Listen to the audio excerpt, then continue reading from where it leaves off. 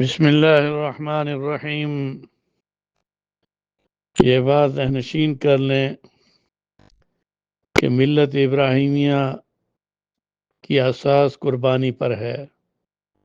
مسلمانوں میں حج کے علاوہ ہر سال عید کی قربانی کے بارے میں اللہ کے پیارے نبی صلی اللہ علیہ وسلم نے مدینہ منورہ سے صحابہ کرام میں پوری دنیا میں اس عمل کو قرآن کی اس آیت کی روشنی سے فصل لربک وانحر ان شانئک ھو الابتر، قربانی کا ثبوت قرآن و حدیث اور اجماع امت سے ثابت ہے۔ یہ بات ذہنشین کر لیں کہ قرآن کریم نے قربانی کے جانوروں کو شعائر اسلام اور شعائر اللہ قرار دیا ہے۔ اب یہاں پر سنت ابراہیمی ہونے کے ساتھ شعائر اللہ کے ساتھ بھی اس کو ترغیب دی گئی ہے، اور یہ بات واضح ہے کہ اللہ تعالیٰ نے فرمایا کہ نبی تو کہہ ان صلاتی و نسکی و محیای و مماتی للہ رب العالمین، تو کہہ کہ میری نماز، میری قربانی، میرا جینا، میرا مرنا اللہ کے لیے ہے جو تمام جہانوں کا پالنے والا ہے۔ اب یہاں یہ بات واضح ہے کہ قربانی در حقیقت اپنے معنی اور مفہوم کے اعتبار سے بھی قربانی کا معنی اللہ کا قرب حاصل کرنا، یعنی وہ چیز جس سے اللہ تعالیٰ کا قرب حاصل کیا جاتا ہے، اللہ کے حکم کو بجا لانا اور رسول کریم صلی اللہ علیہ وسلم کے طریقے کو اپنانا ہی تقرب الی اللہ ہے۔ ہمیں زیادہ وضاحت میں جانے سے اور تمہیدی کلمات کے بعد یہاں یہ بتانا چاہتا ہوں کہ عید کی قربانی ہر مسلمان آزاد، مقیم، صاحب استطاعت، عاقل، بالغ پر واجب ہے، چاہے وہ مرد ہو یا عورت ہو۔ اسی طرح سے قربانی کا وقت بھی ذہن میں رکھیے کہ حضور صلی اللہ علیہ وسلم نے اپنی مدنی زندگی میں نماز عید اور قربانی کا عمل پابندی سے سر انجام دیا، اور قربانی کو نماز عید کے بعد کرنے کا حکم فرمایا۔ نماز عید سے پہلے قربانی کرنا درست نہیں۔ ہاں، اگر کسی دیہات میں یا گاؤں میں نماز عید نہیں ہوتی تو پھر وہاں 10 ذی الحجہ کی فجر کی نماز کے بعد اس قربانی کو کیا جا سکتا ہے، لیکن شہری زندگی میں جہاں نماز عید بھی ہو رہی ہو تو ایسی غلطی نہ کرنا کہ ادھر نماز عید سے پہلے یا فجر کی نماز کے بعد قصاب کو بلا کر اپنے گھر میں قربانی کر لیں۔ ایسا عمل سنت کے بھی خلاف ہے اور ترتیب رسول کے بھی خلاف ہے۔ قربانی کا سب سے افضل دن نماز عید کے پڑھنے کے بعد وہ پہلا دن ہے، پھر 11ویں، 12ویں، یہ 2 دن اور بھی اس میں دیے گئے ہیں تاکہ جو شخص قربانی نہ کر سکا ہو تو وہ ان 3 دنوں کے اندر قربانی کر لے۔ قربانی کے جانور مدرجہ ذیل ہیں۔ اب یہاں پر یہ بات واضح کر دینا چاہتا ہوں کہ قربانی کے جانوروں کے بارے میں یہ ذہن میں رکھیے کہ اونٹ اور اونٹنی 5 سال سے کم عمر کی نہیں ہونی چاہیے۔ گائے اور بیل 2 سال سے کم عمر کے نہیں ہونے چاہیے۔ بھینس اور بھینسا 2 سال کی عمر سے کم نہیں ہونے چاہیے۔ دمبا اور بھیڑ 6 ماہ اور ایسے جانور جو 1 سال کے برابر لگیں وہ جائز ہیں۔ بکری اور بکرا 1 سال سے کم عمر کے نہیں ہونے چاہیے۔ تو یہ اللہ تعالیٰ نے بہیمۃ الانعام میں ان جانوروں کی قربانی کے کرنے کے ساتھ ہمارے پیارے نبی صلی اللہ علیہ وسلم نے اس کی عمر بھی ہمیں بتا دی، اور اس میں اونٹ گائے میں 7 آدمی شامل ہو سکتے ہیں۔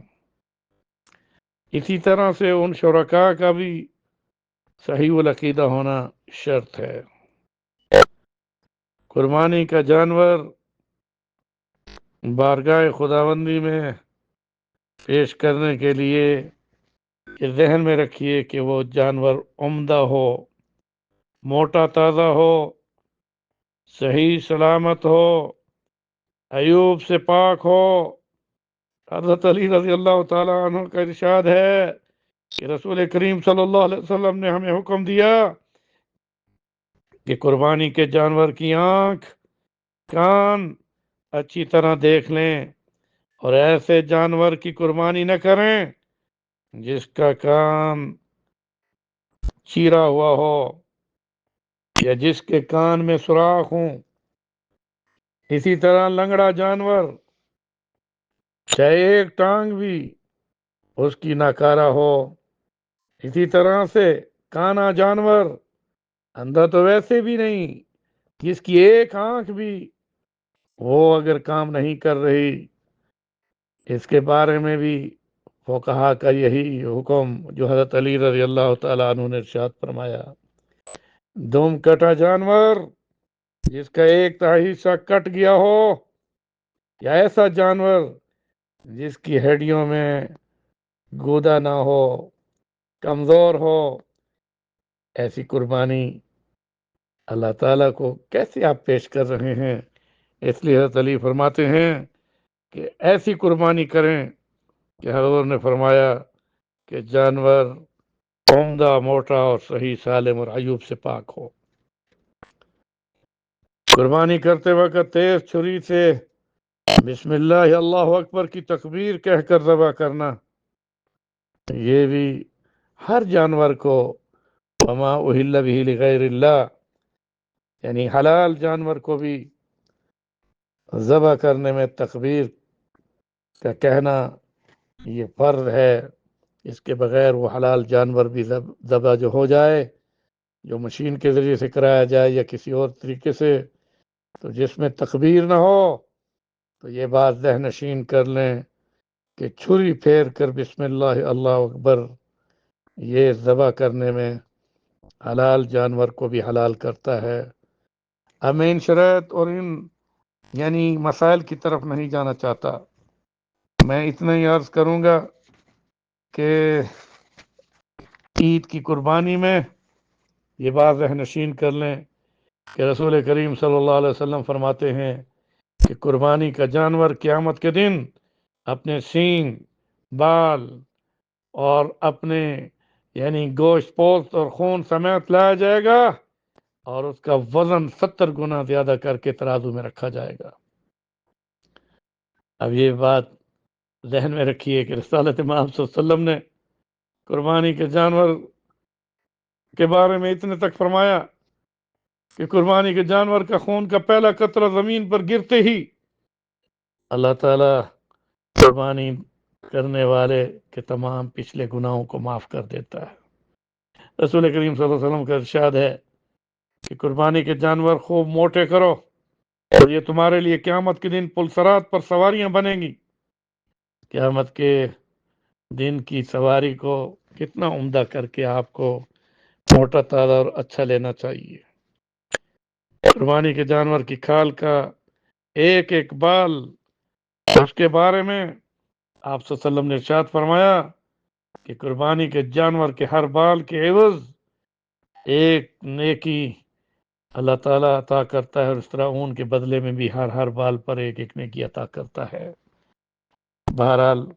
میں اتنا عرض کروں گا کہ عید کی قربانی میں جو قربانی یوم النحر 10 ذی الحجہ کو عید کی نماز کے بعد کی جاتی ہے، اللہ تعالیٰ کے نزدیک کسی بھی عمل، کوئی بھی عمل جو کہ ثواب کے جتنے اعمال ہیں ان میں سب سے افضل ترین عمل قربانی کا کرنا ہے، اور اللہ تعالیٰ اس عمل کو اتنا پسندیدہ قرار دیتے ہیں کہ اللہ کے پیارے نبی نے فرمایا کہ اللہ کو 10 ذی الحجہ کی قربانی سے زیادہ کوئی پسندیدہ عمل، یعنی کہ سب سے زیادہ پسندیدہ عمل یعنی قربانی کا کرنا ہے، حتیٰ کہ جہاد فی سبیل اللہ سے بھی افضل ہے۔ صحابہ نے عرض کیا رسول اللہ صلی اللہ علیہ وسلم، کیا جو غازی جہاد پر جا چکا ہو تو اس سے بھی؟ تو آپ نے فرمایا ہاں، اگر وہ شہید ہو جائے اور اس کی جان اور مال اللہ کے راستے میں قربان ہو جائے تو وہ تو افضل ہے، وگرنہ قربانی کا دن، عید کی قربانی کا جانور اللہ کے نزدیک سب سے افضل اعمال میں سے افضل عمل اور رب کے نزدیک پسندیدہ عمل ہے۔ اللہ تعالی ہم سب کو عید کی قربانی کرنے اور اخلاص کے ساتھ اور ریاکاری سے بچ کر اخلاص کے ساتھ اس قربانی کرنے میں اللہ ہم سب کو یہ فضیلتیں عطا فرمائے۔ وصلی اللہ تعالی علی رسول محمد وعلی آلہ وصحبہ اجمعین برحمتک یا ارحم الراحمین۔ آپ کا بھائی ڈاکٹر احمد علی سراج، مقیم مدینہ منورہ طیبہ طابہ، میں درود و سلام کے ساتھ آپ سب کی طرف سے درود و سلام اور دعاؤں کے اہتمام کے ساتھ حرم نبوی مسجد نبوی صلی اللہ علیہ وسلم میں اور یہاں مدینہ منورہ طیبہ طابہ دیار حبیب گنبد خضرا کی رونق کی بہاروں میں خصوصی دعاؤں کے ساتھ آپ سب کو یاد رکھتا ہوں۔ اللہ تعالیٰ آپ کو اور ہم سب کو جنت کی بہاروں میں اکٹھا فرمائے، اور اللہ تعالیٰ فلسطین کے مظلوم مسلمانوں کی مدد و نصرت فرما کر، یا اللہ جو بھوک اور پیاس اور اس کے علاوہ انتہائی مشکل اور پریشانی کی حالت میں ہیں، یا اللہ اپنی مدد و نصرت کے دروازے کھول کر فلسطین کو آزاد فرما اور مسجد اقصی کو آزاد فرما کر ہمیں مسجد اقصی کی نماز نصیب فرما۔ پوری دنیا کے مسلمانوں اور ہم سب کی جان مال عزت آبرو کی حفاظت فرما، اور ہم سب کے علم عمر میں رزق میں عزت میں برکت عطا فرما، اور تمام اسلامی ریاستوں کی حفاظت فرما۔ ہم سب کے والدین، بہنوں، بھائیوں، بیوی بچوں اور ہم سب کو بغیر جدائی کے جنت کی بہاروں میں رسول کریم صلی اللہ علیہ وسلم کی مجلس میں، یا اللہ تو اپنا دیدار، لقاء، رضا و سلام نصیب فرما۔ وصلی اللہ تعالی علی رسول محمد وعلی آلہ وصحبہ اجمعین برحمتک یا ارحم الراحمین۔